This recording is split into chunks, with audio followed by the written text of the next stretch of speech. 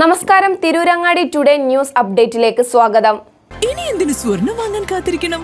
Chemmad Thooba ജ്വല്ലറിയുടെ showroom ഉടൻ സന്ദർശിക്കൂ.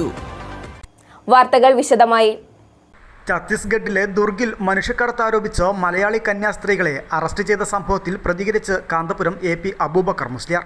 രാജ്യത്തെ ബഹുസ്വരതയും മതേതരത്വവും സഹവർത്തിത്വവും കളങ്കപ്പെടുത്തുന്ന വാർത്തകൾ വിവിധ ഉത്തരേന്ത്യൻ സംസ്ഥാനങ്ങളിൽ നിന്ന് കേട്ടുകൊണ്ടിരിക്കുന്നു എന്നത് അസ്വസ്ഥപ്പെടുത്തുന്ന കാര്യമാണെന്നും കന്യാസ്ത്രീകൾ അറസ്റ്റിലായത് ഇതിൻ്റെ ഒടുവിലത്തെ സംഭവമാണെന്നും അദ്ദേഹം പറഞ്ഞു. ന്യൂനപക്ഷങ്ങൾക്കെതിരെ നടക്കുന്ന നിയമവിരുദ്ധ ആൾക്കൂട്ട അതിക്രമങ്ങൾ നമ്മുടെ രാജ്യത്തിൻ്റെ പാരമ്പര്യത്തെയും ഐക്യത്തെയും സഹോദര്യത്തെയുമാണ് കളങ്കപ്പെടുത്തുന്നത്. ആഗോളതലത്തിൽ ഇന്ത്യക്കുള്ള യശസ് അപകീർത്തിപ്പെടുത്തുവാൻ ഇത്തരം സംഭവങ്ങൾ കാരണമായേക്കുമെന്നും അദ്ദേഹം പറഞ്ഞു. അദ്ദേഹത്തിൻ്റെ ഫേസ്ബുക്ക് കുറിപ്പിൻ്റെ പൂർണ്ണരൂപം ഇങ്ങനെയാണ്: രാജ്യത്തെ ബഹുസ്വരതയും മതേതരത്വവും സഹവർത്തിത്വവും കളങ്കപ്പെടുത്തുന്ന വാർത്തകൾ വിവിധ ഉത്തരേന്ത്യൻ സംസ്ഥാനങ്ങളിൽ നിന്ന് കേട്ടുകൊണ്ടിരിക്കുന്നു എന്നത് അസ്വസ്ഥപ്പെടുത്തുന്ന കാര്യമാണ്.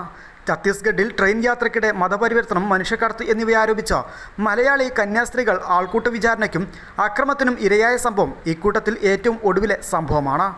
ഭരണപരമായ സൗകര്യമെന്നതിലുപരി സംസ്ഥാന അതിർത്തികൾ പഠനത്തിനും ജോലിക്കും യാത്രയ്ക്കും തടസ്സമാവുന്ന സാഹചര്യം രൂപപ്പെട്ടുകൂടാ.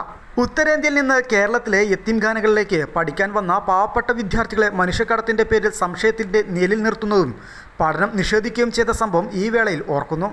ന്യൂനപക്ഷങ്ങൾക്കെതിരെ നടക്കുന്ന നിയമവിരുദ്ധ ആൾക്കൂട്ട അതിക്രമങ്ങൾ നമ്മുടെ രാജ്യത്തിൻ്റെ പാരമ്പര്യത്തെയും ഐക്യത്തെയും സഹോദര്യത്തെയുമാണ് കളങ്കപ്പെടുത്തുന്നത്.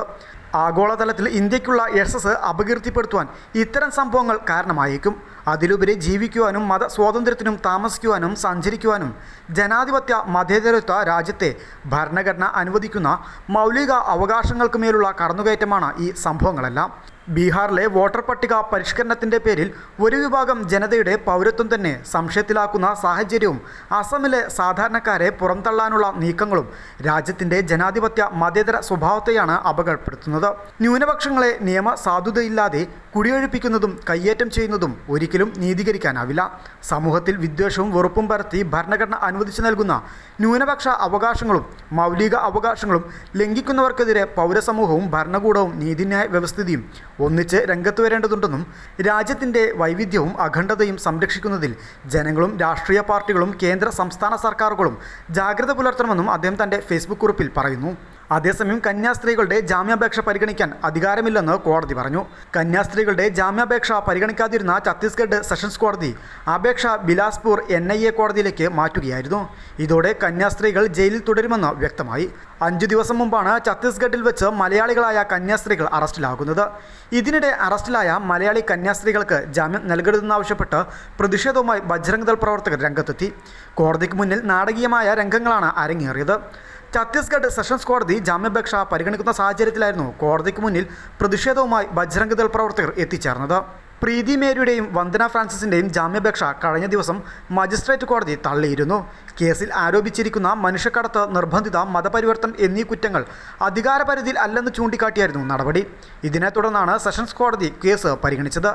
ഛത്തീസ്ഗഡിലെ ദുർഗിൽ മനുഷ്യക്കടത്ത് ആരോപിച്ച് കണ്ണൂർ, തലശ്ശേരി, ഉദയഗിരി ഇടവക അംഗമായ സിസ്റ്റർ വന്ദന ഫ്രാൻസിസ്, അങ്കമാലി, യളവൂർ ഇടവക അംഗമായ സിസ്റ്റർ പ്രീതി മേരി എന്നിവരെയാണ് അറസ്റ്റ് ചെയ്തത്. ഇവരുടെ കൂടെ ഉണ്ടായിരുന്ന 2 പെൺകുട്ടികൾ നിലവിൽ സർക്കാർ സംരക്ഷണയിലാണ് ഉള്ളത്. News desk Tirurangadi today. അങ്ങ് ദൂരെ മലേഷ്യയിൽ പോയി കുറച്ച് കാഴ്ചകളൊക്കെ കണ്ടുവന്നാലോ? അതും സൗജന്യമായി. വിശ്വസിക്കാൻ പറ്റുന്നില്ല അല്ലേ? 2025 ജൂലൈ 1 മുതൽ 2026 ഓഗസ്റ്റ് 30 വരെ തൂബ ജ്വല്ലറിയിൽ നിന്നും ഡയമണ്ട്സ് പർച്ചേസ് ചെയ്യുന്ന വ്യക്തികളിൽ നിന്ന് തിരഞ്ഞെടുക്കുന്ന 30 പേർക്കാണ് സുവർണാവസരം. ഈ വർഷകാലയളവിനെ 3 ഭാഗങ്ങളായി തിരിച്ച് നറുക്കെടുപ്പ് സംഘടിപ്പിക്കും. ഓരോ നറുക്കെടുപ്പിലെ വിജയികൾക്കായിരിക്കും ഈ സൗജന്യ മലേഷ്യ യാത്ര. കൂടുതൽ വിവരങ്ങൾ അറിയുന്നതിനും ഡയമണ്ട് വാങ്ങുന്നതിനും ഇന്ന് തന്നെ ചെമ്മാട് തൂബ ജ്വല്ലറി സന്ദർശിക്കും.